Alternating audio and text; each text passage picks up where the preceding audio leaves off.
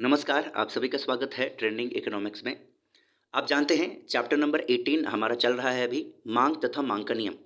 इस वीडियो में हम देखने वाले हैं मांग के नियम के लागू होने के कारण क्या है, रीज़न क्या है, means causes of the application of law of demand. ये जो मांग का वक्र है ये नीचे की तरफ क्यों स्लोप डाउन होता है, नीचे ही क्यों जाता है, इसके कौन कौन से रीज़न हैं, डायरेक्टली आपके एग्जाम में पूछा जाता है। कोशिश करेंगे हम आपको आसानी से समझा सकें, सारी बातें बता सकें। सबसे पहले ये मांग का नियम आप समझ लीजिए। मांग का नियम बेसिकली ये कहता है जब किसी भी वस्तु की मांग, जब किसी भी वस्तु की जो कीमत है वो बढ़ती है, यानी प्राइस बढ़ता है, तो इसकी जो डिमांड है वो कम हो जाती है, मांग कम हो जाती है, आप वो वस्तु कम खरीदने लगते हैं। ठीक इसके विपरीत अगर वाइस वर्सा होता है वैसा ही, मतलब अगर वस्तु की कीमत घटती है तो आप डिमांड बढ़ा देते हैं। नॉर्मली ये कहता है। तो वही ये चीज़ कहा जा रहा है कि मांग का जो वक्र है, कर्व है, वो नीचे की तरफ क्यों आता है। सबसे पहला रीज़न देखिए, सीमांत उपयोगिता ह्रास नियम, यानी डिमिनिशिंग मार्जिनल यूटिलिटी। ये क्या है? अच्छा, इस कर्व को आप समझ लीजिएगा क्योंकि हमने कई बार समझा दिया है, तो ये अपने आप से आप समझ लेना, इजी समझ में आ जाएगा। ठीक है, तो सबसे पहले समझते हैं ये डिमिनिशिंग मार्जिनल यूटिलिटी कैसे काम करता है। आप जानते हैं कि जब किसी भी वस्तु की आप यूनिट्स को बार बार खाते जाते हैं तो इससे होता क्या है, जो पहली यूनिट से आपको यूटिलिटी मिलती है वो काफ़ी ज़्यादा होती है, फिर वो घटती जाती है। तो जो पहली यूनिट से आपको यूटिलिटी मिल रही है उसके लिए आप पैसे ज़्यादा देने के लिए तैयार होते हैं। नॉर्मली ये देखते हैं क्योंकि उससे यूटिलिटी काफ़ी मिल रही है, फिर वो कम हो जाती है। जब उससे यूटिलिटी कम हो जाती है तो आप उतना ही रुपया देंगे जितना पहले दे रहे थे? नहीं, अब आप कम देना चाहेंगे रुपए। क्यों? क्योंकि आपकी जो मार्जिनल यूटिलिटी है वो उससे कम मिल रही है, तो आप इसको डिमांड नहीं करेंगे। तो इनको जो मार्केट में मान लीजिए ये वस्तु है, तो जो प्रोड्यूसर है इस वस्तु की कीमत थोड़ी थोड़ी कम करेगा, लगभग नहीं करेगा तो डिमांड नहीं बढ़ेगी। इसलिए हम इसको तब तक नहीं खरीदेंगे जब तक इसके प्राइस नहीं गिर जाएंगे। जब प्राइस गिर जाएंगे तो इसकी हम डिमांड बढ़ा देंगे। ठीक ऐसे ही हम करते चले जाएंगे। ये सबसे पहला रीज़न है कि जो डिमांड कर्व होता है वो नीचे की तरफ आता है। ठीक है, पहली बात हो गई। अब दूसरा है प्रतिस्थापन प्रभाव, यानी सब्सटीट्यूशन इफेक्ट। आप जानते हैं सब्सटीट्यूट गुड्स होती हैं, ठीक है, जैसे कि चाय और कॉफ़ी हो गया। चाय अगर महंगी होती तो कॉफ़ी आप लेना शुरू कर देते हैं, ऐसे गुड़ और चीनी हो गया। ठीक है, तो प्रतिस्थापन प्रभाव क्या होता है, एक बात ध्यान से समझिएगा। जैसे जब किसी आवश्यकता की पूर्ति दो या दो से अधिक वस्तुओं से की जाती है तब उसे प्रतिस्थापन प्रभाव बोलते हैं, यानी कि सब्सटीट्यूशन इफेक्ट बोलते हैं।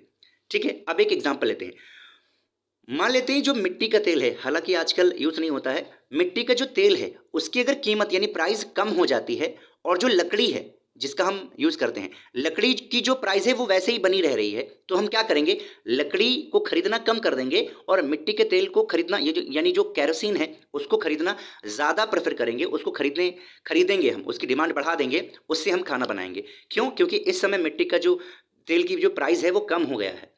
ठीक है, फलतः मिट्टी के तेल की जो मांग है वो पहले से अधिक हो जाएगी। इस प्रकार जो प्रतिस्थापन प्रभाव है उससे वस्तु की मांग बढ़ती है, और जैसे ही कीमत बढ़ती है वैसे उसकी मांग घट जाती है। ये हो गया प्रतिस्थापन प्रभाव। ठीक वही बात हो गई, जैसे कि चीनी अगर मान ली बहुत महंगी हो जा रही है तो लोग गुड़ की तरफ ट्रांसफर होंगे। गुड़ में और भी कुछ अच्छे तत्व पाए जाते हैं जिनसे फायदा होता है। ठीक है, तो उसको और भी लोग प्रेफर करने लगेंगे, उसको खरीदने लगेंगे। अगला देखते हैं आय प्रभाव, यानी इनकम इफेक्ट। ठीक है, जब आपकी आय बढ़ती है तो वो वस्तु जो आप पहले नहीं खरीद पा रहे थे अब आप खरीदने के लायक हो जाते हैं, एलिजिबल हो जाते हैं, इसलिए आप डिमांड बढ़ा देते हैं।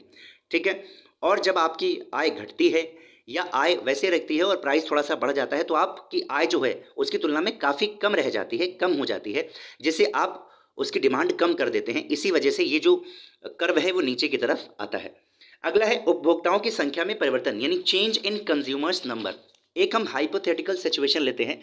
मान लीजिए किसी भी वस्तु की जो प्राइस है, हम आपको और आपको ले रहे हैं पहली प्लेस पे, ठीक है, आप प्यारे प्यारे से हैं, है ना, और दूसरी तरफ एक वस्तु के ले रहे हैं। इस वस्तु की जो कीमत है वो ₹5 है, और आपकी जो आय है मान लीजिए महीने का 100 रुपये है।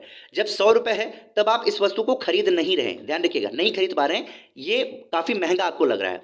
अब मान लीजिए इसका जो प्राइस है वो घट करके ₹3.50 पे आ जाती है, 3.50 रुपये पर आ जाती है। तो अब देखिए आय आपकी उतनी है, लेकिन अब आय इसकी तुलना में आपकी ज़्यादा हो गई। ऐसा हुआ क्यों? क्योंकि उस जो प्राइस की जो कीमत है वो घट गई है, अब आप इसको खरीद सकते हैं, तो आप क्या करेंगे, डिमांड आप इसकी बढ़ा देंगे।